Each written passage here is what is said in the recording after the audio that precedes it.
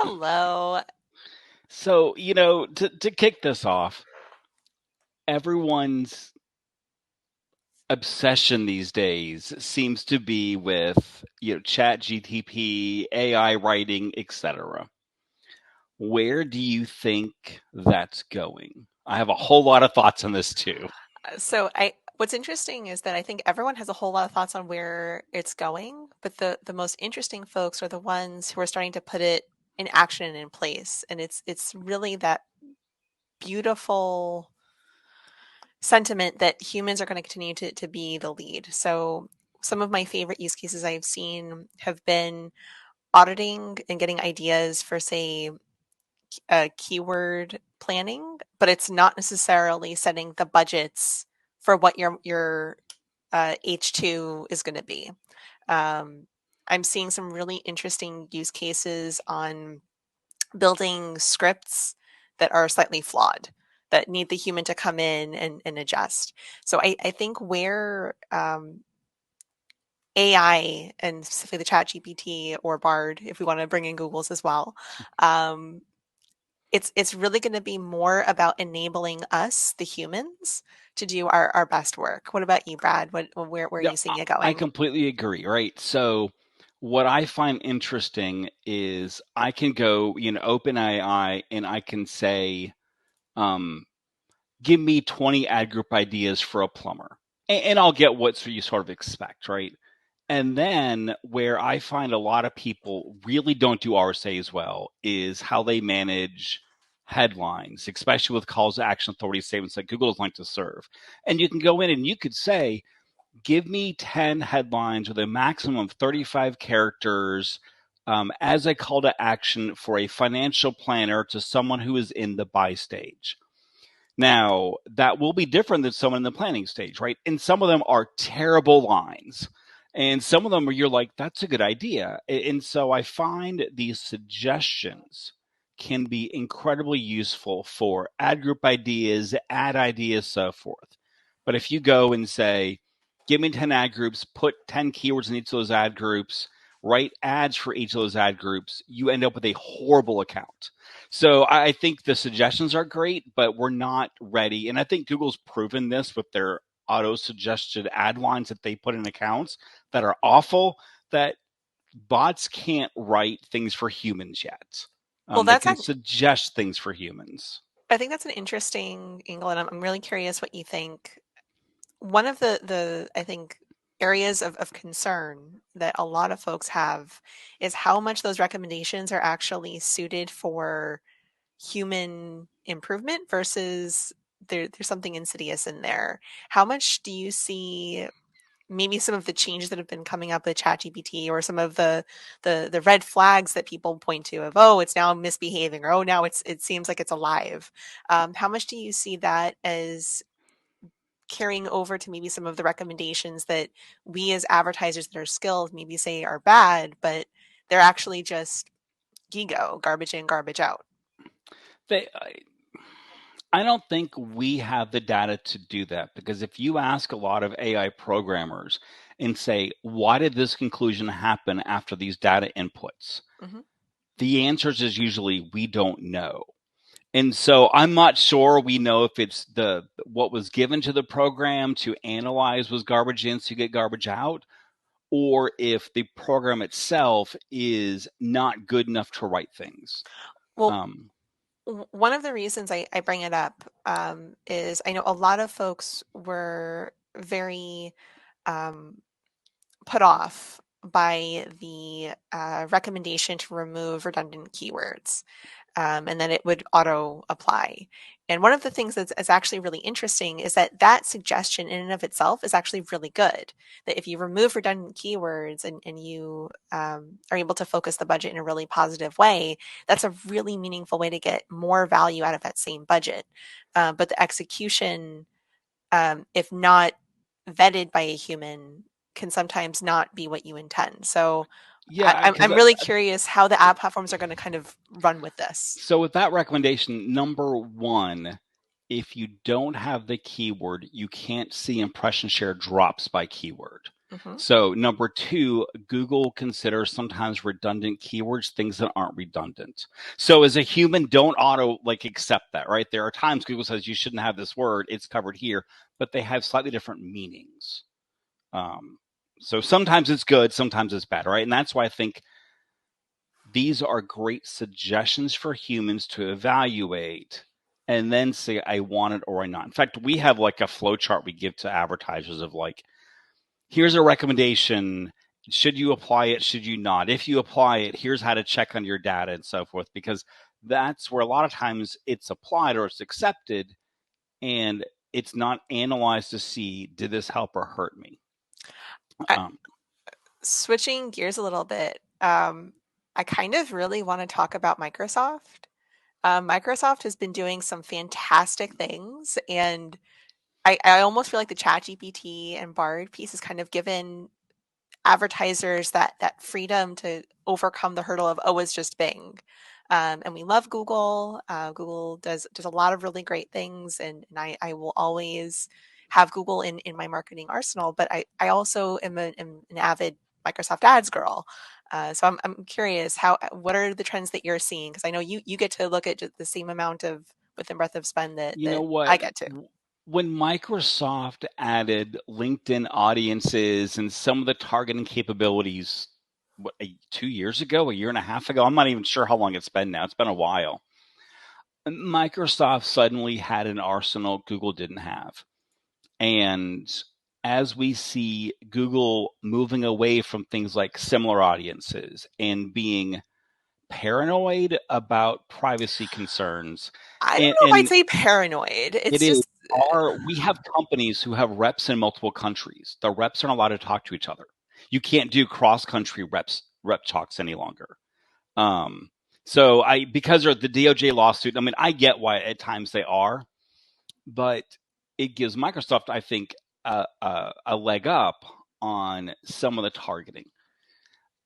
We In the end, though, what we're going to measure as advertisers, right, is did this grow Microsoft's query share? I mean, in the end, that's really what we're looking at, because they're 5% of budgets now. In some cases, if you're not doing massive display, they could be 20%. it depends though. So one of the things I've seen, and to be fair, not everyone is going to be an SMB, not everyone is going to be in a fairly restricted vertical, but in the industries where it is tough to get the search volume, either because it's restrictive or it's prohibitively expensive, Microsoft does represent an interesting avenue. And one of the things that I actually found really interesting, there was a really good debate on LinkedIn about whether Microsoft was kind of following in the same footsteps as Google with changes in UI, and that certain settings were there. And what was interesting is that the things that people were complaining about are things that Microsoft has always done, which is ad group level settings, that you take that control at the ad group level.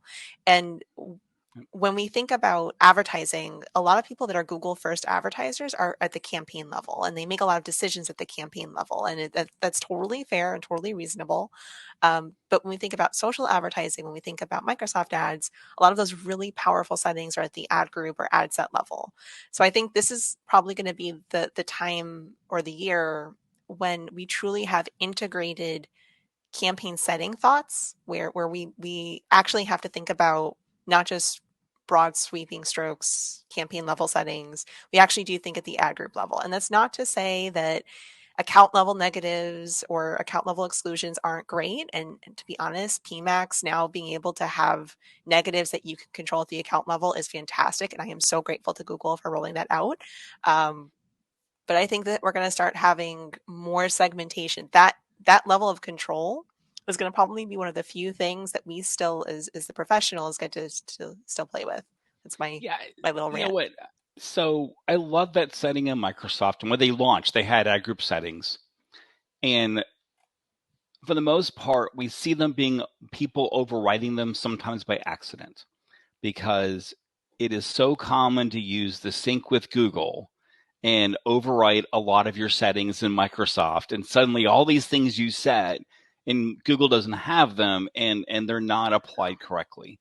But you can just change that in the import. Like that's just one of Yep. those things. But It's it's one of those settings that a lot of people don't understand. And I think that's where the education piece of this is. I think there's a lot of controls advertisers have they don't know they have mhm. because they don't know how all the settings and API and development stuff works of how things go back and forth. So I mean, obviously I love control. I've been doing this for too many years not to love control. I came from a different era. But I think at times we say we don't have control when we have more than we realize. And one of the things that I actually think is really interesting is we used to be okay, even with the levels of control, knowing that there would be a learning period, knowing that you don't touch something that's working. Um, and it feels like now in this era where we are being asked to trust in algorithms, the fact that it's almost been taken away from us, we now want to touch it more. We were okay with a certain level of letting the algorithm work, letting our campaigns build equity, things like that. So I I think really part of think it's that more of is just being told this. not to think. Yeah, Well, I go ahead. think part of it's also the spend levels involved. So if I switched bidding methods, right, Hmm. then yes, I was gonna wait a month to be able to see the new data and this and that. But every time you change an RSA, you reset your learning period. And before you wouldn't, right? You'd have a bid system, but then your ads would still serve at a roughly even, era minus some bid changes. And so we've been asked to do more weight in learning, which then affects the budgets at a greater level. And I think that's where some of that pushback has come from is now everything is weight for the machine. And if you're, changing some ads here, you're changing some keywords there, you're changing some bids there, in theory, you've reset every learning every time you do that. And that's where it's then more budgets that get wasted or, on learning, as opposed to control where you had a better idea of projections of where things were going to go and not putting it all at risk. One of the reasons I'm extremely excited for today's lineup is that we are going to have Ginny to answer all of these amazing questions. And I think one thing I hope everyone takes away from this is that at the end of the day, the ad platforms have to do well by doing good. There might be things that we disagree with, and there might be certain mechanical things that's like I don't know that that necessarily makes sense, but if they were so crazy that they were just making you waste a whole bunch of money, they would go out of business because we would stop investing. I actually was thinking that we would see a mass migration to Facebook, to Instagram, to TikTok, to Snap, and we are seeing some of those budgets shift. But at the end of the day, search and the different manifestations of search are just so powerful at capturing transactional intent. And there is yes, PMAX is a really powerful way to get people to build top of funnel and to create the conversations that are then interesting to create that spark. But at the end of the day, the transactional intent is where brands really can make money. Well, So and that's why I've always said the best thing about your entire Google account is you get to pick keywords and showing an ad at the moment someone's looking for something, not I may be interested in this, not like I'm in this audience cohort, but I want X and someone saying I have X That's why I don't think the keyword and search term are going away, because that's what makes Google its money, right? Is that, I mean, I remember years and years and years ago when Google was taking investment money. So this is, 20 years ago.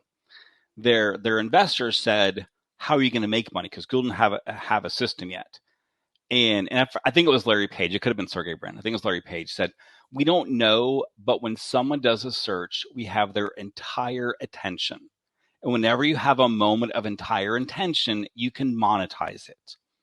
And so that moment of someone saying, "Give me my answers," that's why terrible accounts can do well, because search is so powerful as opposed to always being the advertiser. We've all seen accounts you're like, this thing's a disaster, but it's profitable.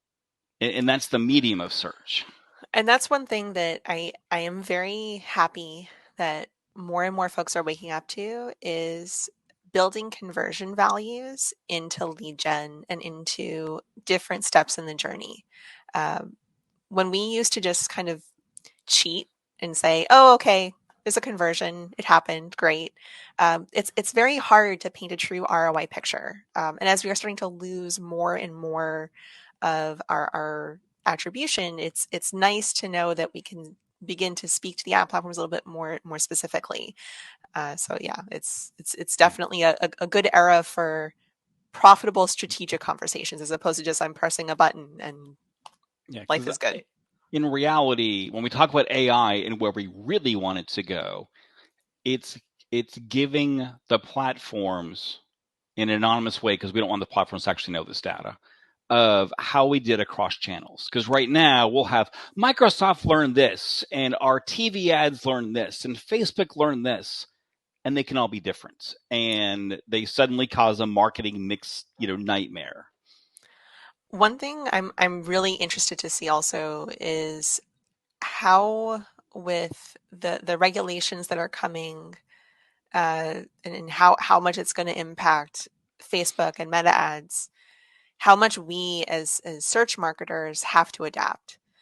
Because one of the things that I used to cheat in building campaigns is I parlay social into paid search, and it was great, and they worked really well in harmony. But as we're starting to lose certain targeting options, there was a really great conversation on Facebook actually about how someone got targeted for teen girl romance things as a relatively older gentleman, and it was just, how did you get that I was this? Well, in a privacy first web where you may not consent to having all of your data shared, you can't expect the same level of really engaging creative. And we may actually start to go back to the eras of create a really viral, amazing, wonderful creative, and we start celebrating the creatives over, say, the targeting folks. Um, so yeah, I think we have a really good question though that we wanted to address. Uh, Giving the algo as Yeah. much data as So, possible. David, I go back and forth on this personally, because I think there are times you can marry humans and machines. And let me give an example. I'm going to go to everyone's most conflicting ideas, which is responsive search ads. So if you give Google 15 headlines and you get 5,000 impressions a month, after 8 months, each ad could have one impression. So after about 100 years, you might reach statistical significance. And for people, but if you have 100,000 impressions a month or 1 million impressions a month, after about 2 to 3 months, you'll see your ad being headline one is related to ad group, headline two is a call to action or authority statement, right? And it takes so much to learn. Hence, we spent money on learning.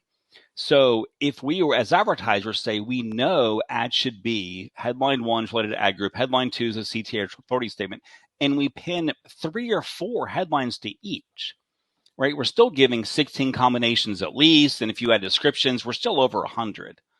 But you're setting a framework up. The human devised a framework the machine can still learn within.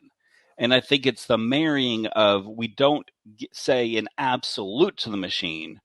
We give a framework, and we specify a framework for the algorithms to work within how the humans already know, this whole prior knowledge we have of how things should work. So I feel that it's not an absolute algorithm, that there are times limiting it in with prior not learnings can give you better results because you're sort of letting learnings work within a framework. What do you think, Nava? Uh, I think that it's more than just the ad creative. A lot of folks will think about just the responsive search ads or just the automated bidding. And what I think gets lost in that conversation is keywords themselves have stopped being hard targets. Just like audiences, similar audiences aren't gone. They are now married into existing audiences that we upload. And there are certain choices that you make when you manage an account. If you know that you cannot afford the trust fall, it is okay to have manual bidding. It is okay to own your audiences. It is okay to use rules to dictate your spend. Just know that you're forfeiting a lot of signals that your competitors are going to be using, and you just have to be okay with that. And there are certain business models where it is 100% okay and you're okay with that volume. On the flip side, one of the things that's actually really funny is that broad match, as much as people love to hate on it, actually does really, really well when you honor what it's become, which is a combination of the ideas around the keyword as well as the audiences that are baked into that idea.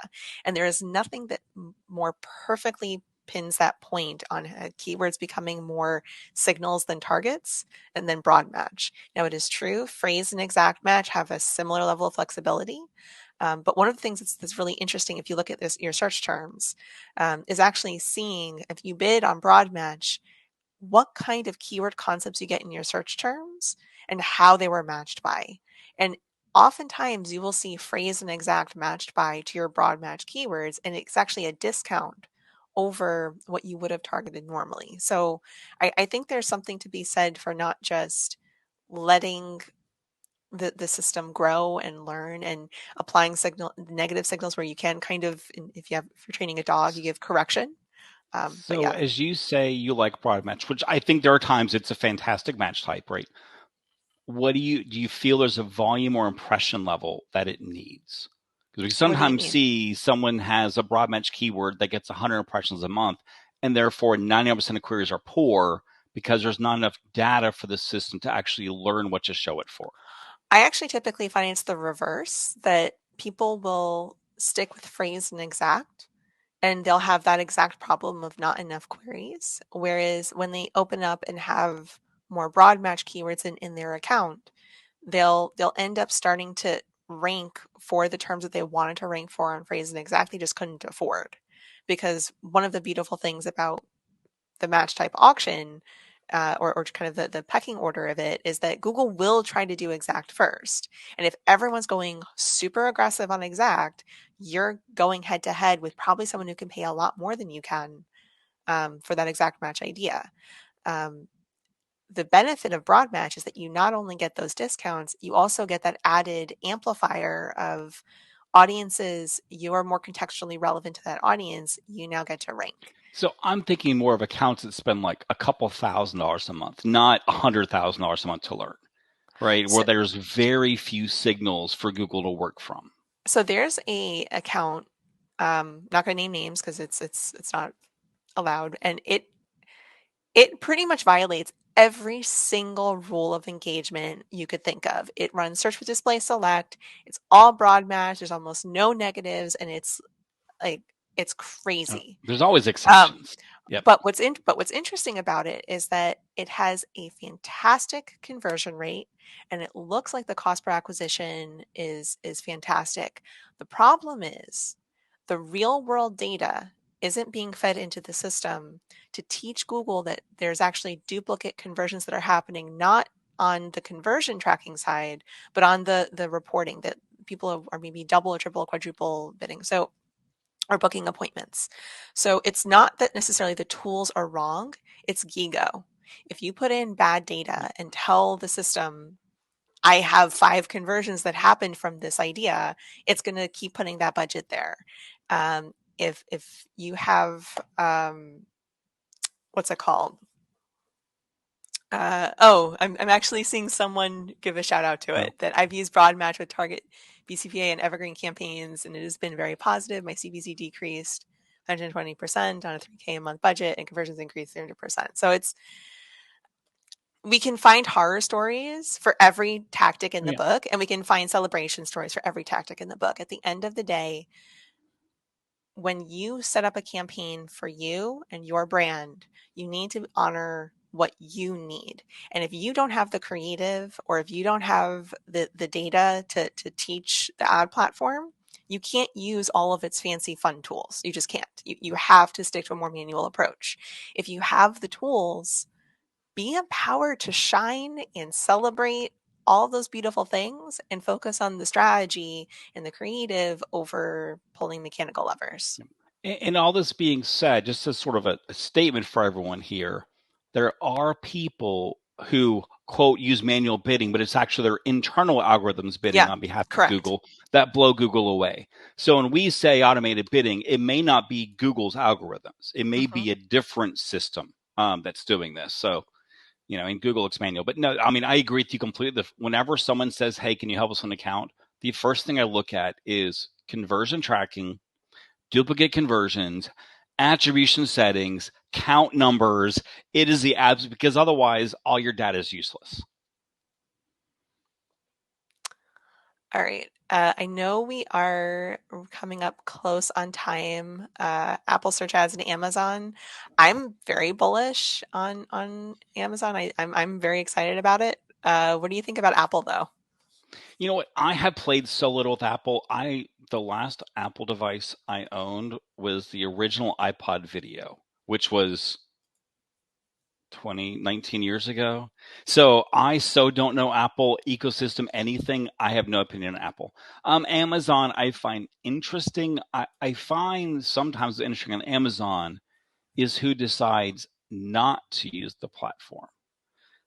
There's a whole lot of like, we're a luxury good. Should we use Amazon or not? And so forth. For for most retailers, Amazon's a must have, especially if you're selling other people's goods. For the brand owners, it may not always be a brand appropriate buy, but Amazon's just going to continue going. They're going to eventually have some DOJ privacy moments because right now they don't make enough on ads that Google has really had the spotlight shine on them. Amazon has done some, I don't want to say shady things, but questionable things to advertisers that eventually they will have their moments where some changes get made. But I think they've got a ways to go as Google still has the big spotlight on them from a DOJ standpoint. And at the end of the day, every ad platform, all of them are worth testing. Um, the one exception to this is if you do not have the time or the money or the creative for the platform, don't test it. But otherwise, I cannot overstate how many hidden gems of profit you can find going on onto unconventional platforms. And one of the reasons why we, the Paid Search Association, with paid search in the name, have sessions on Amazon, have sessions on LinkedIn, are trying to bring also some additional social insights, is because PPC is not just paid search. And if you're thinking about paid search as just the end all be all and that's it, you're missing the plot because even the paid search first ad platforms are building in visual creative. So if there's one thing you take away from today, it's that visual creative audiences and going beyond search is 100% how you want to be thinking about your marketing. Well, and I mean, to take a big picture, you can watch your search conversion rates change as your TV ads air. I mean, search doesn't exist in a vacuum, right? Something drives search to begin with. And so often if you are doing multi-channel marketing and you're in a lot of different places, you want to watch hey, we have a great conversion rate on these keywords this day. It's probably not search driven, right? It's probably, oh yeah, we sent out an old welcome back email to 5 million people. Of course, our conversion rates went up. People search more about us, right? And search is not a vacuum. Something drives search. It could be a user need. It could be an external source. And so it's always something to keep in mind as well. I Well, think we're we're on coming time. into time. Yeah, this has been so interesting, and we've posted the link to the agenda where the viewers can check out the schedule for the rest of the day and also link through to the sessions. So thanks, Brad, Poppy, Sarah, Nava, and me for all being here today. Yes, So we thank you, Andy, as well. Oh, and Andy must have had to take off real quick. So, but we're going to take a 10-minute break, and when we're going to start our next session. So grab a coffee or a Coke, and we'll see you in a little bit.